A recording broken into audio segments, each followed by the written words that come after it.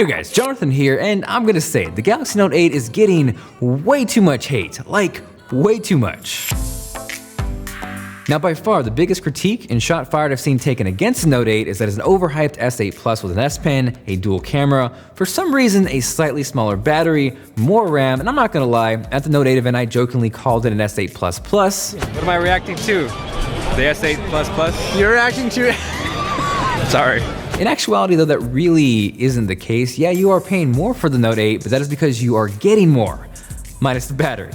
If we were to break this down into its simplest form, no one's gonna yell at a cheeseburger for being a glorified hamburger. Are they similar? Yes, but you know they're different and you have no problem paying extra because it's an option. Same thing at Chipotle. You want guac, you are ponying up the cash, and I guess in some strange way what I'm trying to say is S Pen equals avocado.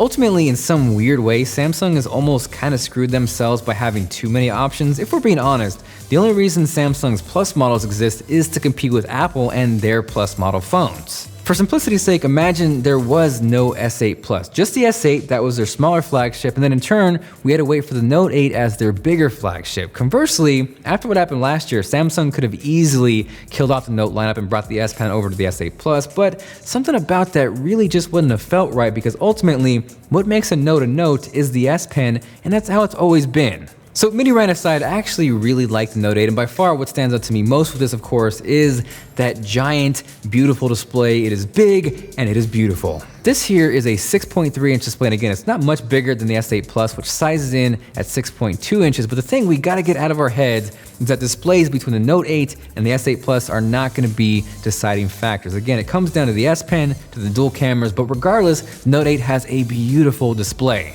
You guys know I love what Samsung did with their Infinity displays. Not only does it look fantastic just simply using the phone, but of course consuming media, whether looking at photos, video, and on top of that, aesthetically, I think it takes these phones to the next level. And honestly, I think so far they're the best looking phones of this year. Your move next, Apple. Now specs wise, one thing that separates the Note 8 from the S8 Plus and S8 for that matter is RAM. This is packing 6 gigabytes inside, which makes sense because the Note has always kind of been known as that multitasking machine. Speaking of multitasking, being able to use multiple apps simultaneously in separate windows isn't new, but what is the ability to create app pairs. So instead of opening an app, running through the process every single time, you can actually pair up apps that you use most frequently, and from there it is only one step, and I think that is awesome. Switching gears, one weird thing spec-wise with the Note 8, again, is battery capacity. Not only is it smaller than last year's Note, it's also smaller than the S8 Plus, which kind of leaves you scratching your head.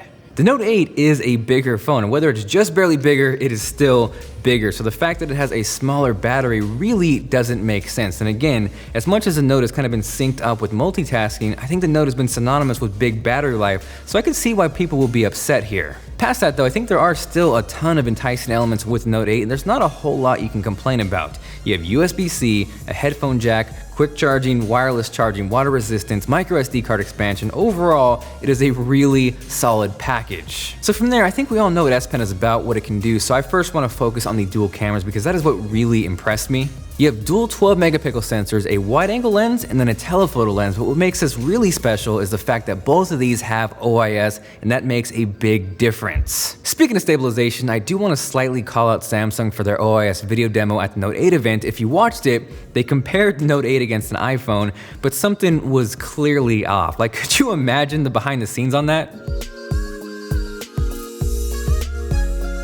Jokes aside though, we have clearly seen and know what the S8 and S8 Plus cameras are capable of, and I think with the Note 8, it kind of takes things to the next level. Now, one of the biggest camera features on the Note 8 is live focus, and yes, some people are gonna say it is very similar to portrait mode on the iPhone 7 Plus, and really every other dual camera out there for that matter, but in particular, what I love about this is not only the quality, but the flexibility. There definitely are other smartphones out there that give you the ability to edit things in post, but that usually comes with a sacrifice in quality. As far as Note 8 goes, it's not perfect, and it's not gonna work every single time, but as a whole, it is super impressive. The ability to adjust the amount of blur, to really fine tune and dial in and find that point of clarity and bold naturalness is really cool. But on top of that, what I think is the coolest thing about this is you have the ability to go back at any time and view the wide angle version of that photo, which is crazy. Now, beyond live focus mode, in terms of the camera as a whole, no surprise, it is really good. Here's an example of jumping from the wide angle lens to the telephoto lens, and yes, you do lose a little bit of light with an f-stop of 2.4 on the telephoto lens, but looking at the pictures, you can see both are really nice. In this picture here, this is the telephoto lens, but what stands out to me here is the sharpness and the detail. It was just about sunset, so you can really see that sun beaming down on the floor, but beyond that, the detail in the leaves and the concretes, I think one might call it crispy. In this picture here in particular, the dynamic range is really impressive. We see the blue of the sky, we see the clouds, we see all the lighting and the signs, nothing's blown out, and overall it's just a really well-rounded photo. Now, as things started to get a little darker, this was one of my favorite shots. Not a ton of light in the foreground, just the light bulb itself, but we still see the clouds, we see a little bit of that sun blown out, and overall, it is just a beautiful picture. As far as the front-facing cameras, I think Samsung has done an amazing job the last couple years, and again, nothing has changed here with the Note 8. This is how this shot looks on a red camera, and here is how it looks with the front-facing camera of the Note 8. Jumping over to an outdoor selfie, again, great dynamic range, great sharpness. I love the fact that you have a wide angle lens, and really, there's not much more to say than great job Samsung on the cameras. Video quality wise, here's a quick example of how that looks, how the stabilization works, and also, I'm gonna shut my mouth for a second so you can hear the microphone quality.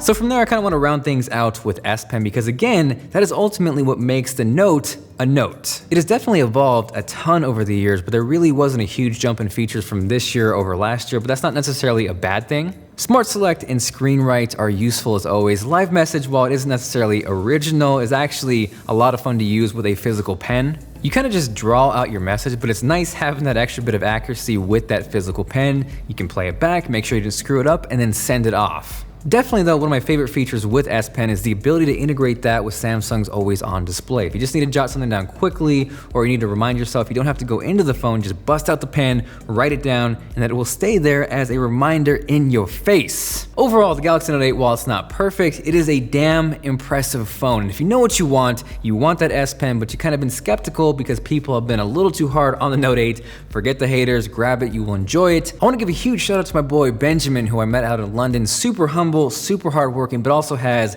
a really underrated YouTube channel. Definitely check him out. I will link him down below. He actually helped me get a hold of the Note 8 a little bit early, so this entire video is thanks to him. Thank you guys for watching. This is Jonathan, and I'll catch you guys later.